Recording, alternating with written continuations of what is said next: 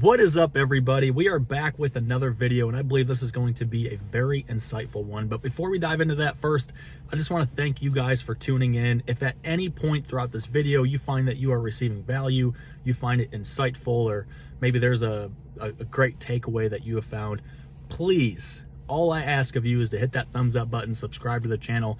That would mean the world to me.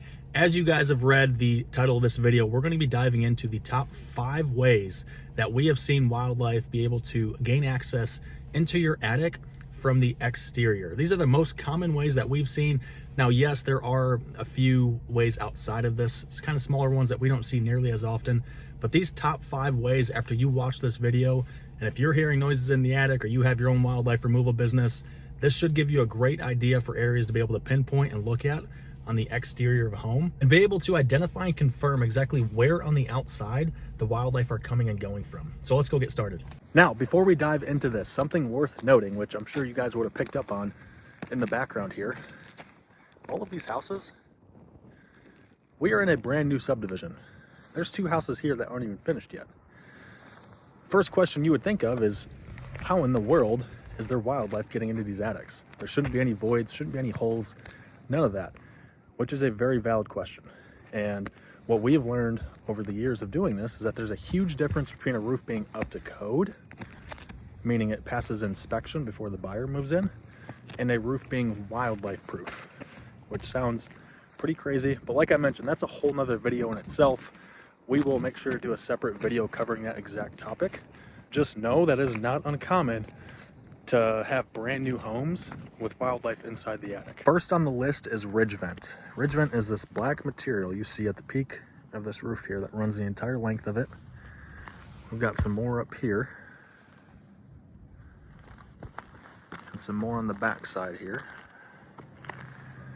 Now, what's the purpose of a ridge vent? Ridge vent provides ventilation inside the attic, which your attic has got to be able to breathe to prevent mold, things like that, which is awesome for roofs, but very problematic when it comes to the wildlife. And this is what I'm talking about.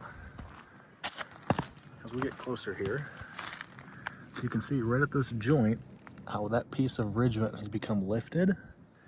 And what happens, specifically bats or mice, they're able to slip under this ridge vent right where my finger's going in and get beneath this cap here.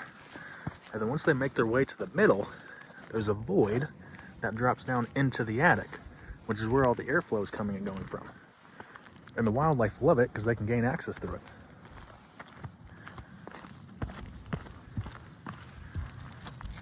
There's another area there. You can see how it's kind of wavy.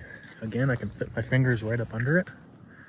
In some areas it's flat, but looking down, you can kind of see where it gets the wave. So, what is our solution? Our solution is Ridge Vent Guard, which is a product manufactured for the wildlife industry.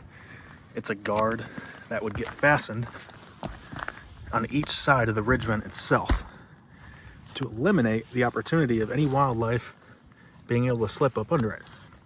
Now, the ridge vent, it's got spacing in it, so it still allows for the airflow that your attic needs to be able to breathe, but it's going to stop any wildlife from being able to slip under it.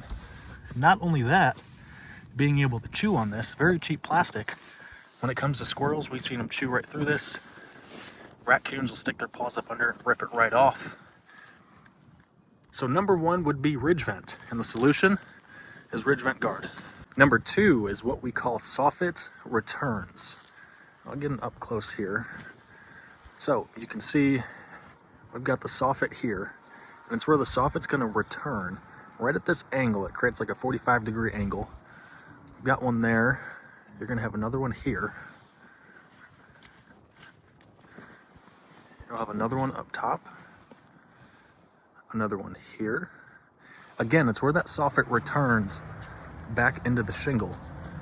And I'm going to wrap around here and get on my ladder, show you guys another one to give you an up-close look at what happens. So here, again, soffit return where the soffit returns back into the shingle. Now, oftentimes, the soffit does not go all the way down and meet the shingle. There's usually at least a 1/4 inch to 3/4 of an inch gap. We've seen up to an inch where I can fit my fingers through. And that's gonna lead straight into this soffit area, which then is gonna lead into the attic. You can see why that would be very problematic for bats, mice. They will just slip right through that crack. Raccoons will come up to this and basically body slam it, bumping that soffit up. And it's tricky because these soffit pieces, the way they connect is just like puzzle pieces. There's really not much up there that's holding it down or keeping it fastened up there, which just makes it a very, very vulnerable area, and all of the wildlife know this. Now, how do we seal these soffit returns? It's important to note these soffit returns, it's not a one size fits all. They come in all sorts of different shapes and sizes, and it really depends on whoever built the house, kind of how the house is structured and designed. So all of our exclusion jobs or our sealing jobs, we go through multiple different layers of protection when we apply our products. One of the base things we use is what we call a steel wool. It's got small steel cords in it, kind of a solid mesh. We often use that as a backer. And then we also use a variety of different sealant products that, again, are tailored towards the wildlife industry. And the sole purpose of those products is to keep the wildlife out from being able to chew through them or gnaw through them. With the bigger wildlife, like our raccoons, squirrels, that takes a bit more work, I would say. We often use a lot of different flashing products, and we basically have to box out these soffits, custom building small little boxes to help make it more durable and to withstand more of a force. Because like I said earlier, I mean, we with the cameras we use, we have seen raccoons basically body slam these soffit returns trying to get back in. So with every job, really it's a case-by-case scenario, but it's a lot of customization and adapting to the way the house is built. Next up are areas just like this, and we see it more so with stone, like the stone you see here compared to this brick. What happens with the stone, you can see a lot of the offsets where it runs up and meets, they call this a freeze board, but I mean, these gaps are very obvious.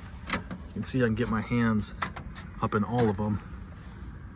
And again, it's super common with stone because you can see all the rigidness and the waviness within the stone. Now, once they get back behind here, again, they can slip back behind the soffit, and then boom, you have access into the attic. Moving to the brick. Again, you can see, try to zoom in there, smaller gaps.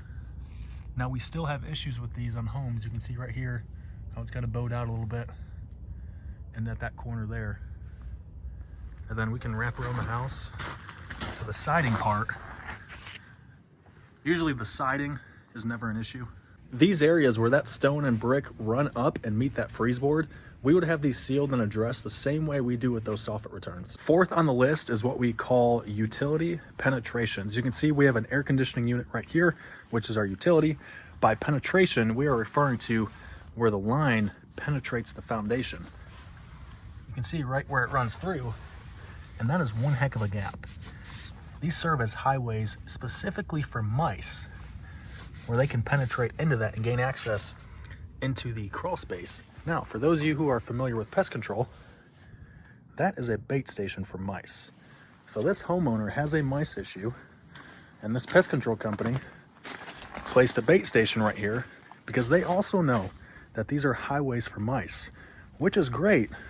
But the problem is, what happens when your mice bypass that bait station and reach areas like this, or those soffit returns, or the voids in the stone, or the ridge vent that we talked about earlier?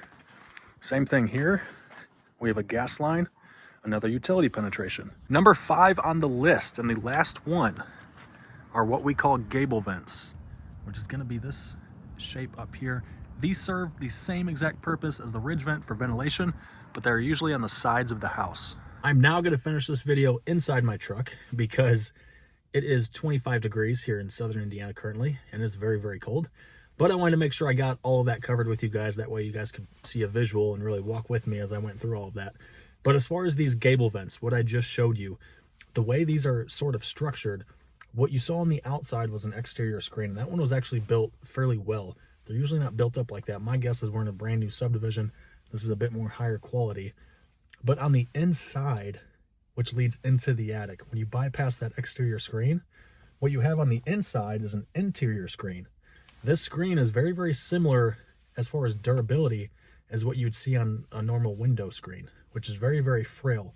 It does not take much to penetrate through that. So what we see a lot of times, whether it's bats, mice, raccoons, squirrels, really all across the board, the wildlife will break right through that screen and gain access straight into the attic. So again, very problematic, but as far as the house itself, it's great because it provides airflow. So next question is, how do we seal these? We can't necessarily seal them because we got to ensure the air continues to flow in and out. Very similar to the ridge vent with the ridge vent guard we use. For those, we install gable vent guards that get and fasten. Again, they're all customizable, not a one size fits all type deal. We have to adjust to the house itself. So we basically build out a custom gable vent guard that gets fastened on the exterior, eliminating the opportunity of any wildlife being able to penetrate through that. But the key is there's still little holes in this guard that allow for the airflow your attic needs. That is it for this video. Hope you guys enjoyed that and had some really good takeaways. If you guys have any questions about any of those top 5 areas we've seen, feel free to drop it down below in the comments. Happy to get that answered for you. Or if you guys have any questions or videos that you want to see in the future, something that we could do, please give us some ideas. Let us know what we could make for you guys. If you enjoyed this, again, please, would love for you to hit that thumbs up button, subscribe to the channel, stay up to date with us. Really, really appreciate you guys sticking out this long, and we will see you in the next video.